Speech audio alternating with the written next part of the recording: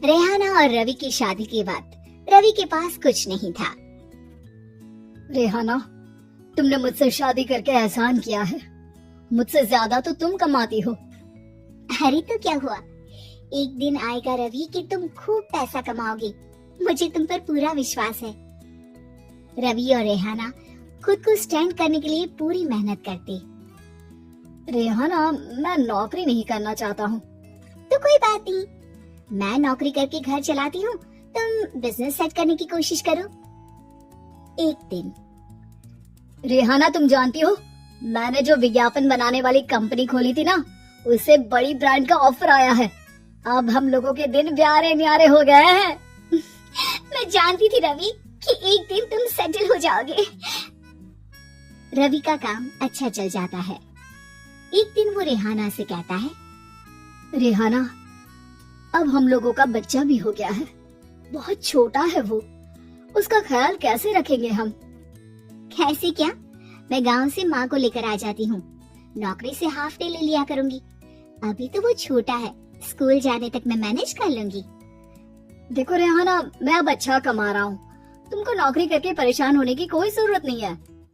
अरे कैसी बात कर रहे हैं, मैं अपनी लगी लगाई नौकरी कैसे छोड़ दूं? और मैंने तो सुना है हम लोगों को कुछ ही महीनों में सरकारी नौकरी मिल जाएगी। सरकारी नौकरी में कितना कमा लोगी? उतने में तो मैं ड्राइवर रख लूंगा। रेहाना को रवि की बात का थोड़ा बुरा तो लगता है। कम से कम मेरी नौकरी की इतनी बेइज्जती मत करो। भूल गए, इसी नौकरी के बदौलत तुमने अपना बिजनेस खड़ा किया है। अरे वो तो मैं किसी के भरोसे भी कर लेता। देखो, अपने बच्चे को संभालो, घर का काम करो। अब बाहर जाती तुम अच्छी नहीं लगती हो। रेहाना रवि के कहने पर नौकरी तो छोड़ देती है, लेकिन अब बड़े से घर में उसकी कीमत किसी नौकर से कम नहीं होती। एक दिन रवि का दोस्त आता है। भाभी, हम लोग तो आपको तब से जानते हैं जब से आप लोग शादी होकर इस शहर में आए थे। आपकी बदौलत ही सारा बिजनेस खड़ा हुआ है। ये किस्मत तो आप ही की है भाभी। हाँ हाँ भाई, हमारी मेहनत तो कुछ है ही नहीं। अरे होगी, लेकिन भाभी की किस्मत के आगे कुछ नहीं। दोस्त वहाँ से चला जाता है, लेकिन रवि का गुस्सा 7वें आसमान में होता है। देखा कैसे बोल रहा था? अरे बिल्कुल अच्छा आदमी नहीं है ये। कैसी बात कर रहे हैं आप? प्रशांत भैया तो बहुत अच्छे इंसान है रवि। कैसे उन्होंने हमारे मुश्किल वक्त में हमारा साथ दिया था। अरे था पैसा तो साथ दिया, नहीं तो कौन पूछता है? रवि का व्यवहार पैसा आते ही अलग हो गया। वो बंदे को बंदा नहीं समझता। घमंड से घिरे रवि ने तो एक दिन हद ही कर दी।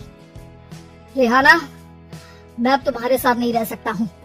क्या क्या बकवास कर रहे हो रवि? क्या कहना चाहते हो? और क्यों नहीं रह सकते तुम मेरे साथ?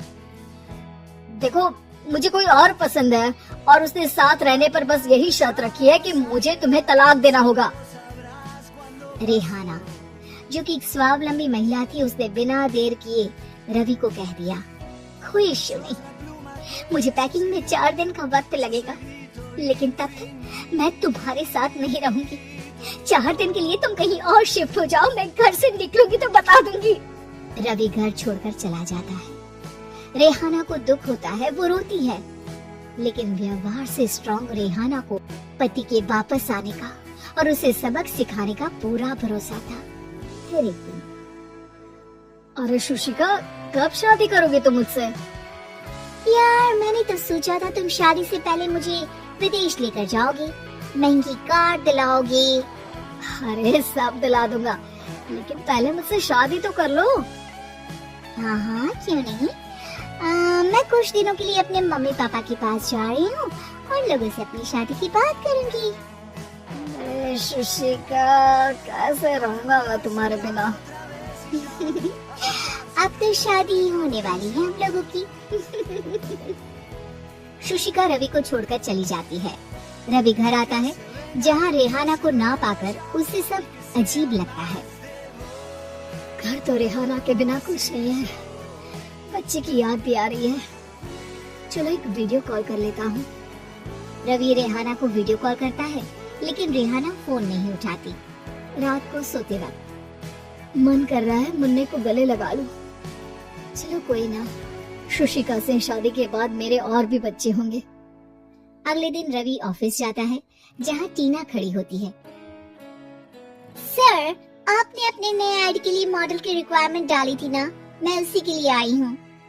रवि टीना को देखकर खुश हो जाता है। अब शादी हो गई है तुम्हारी? नहीं सर, बस अच्छा सा हैंडसम और अमीर लड़का देख रहे हैं मेरे मम्मी पापा।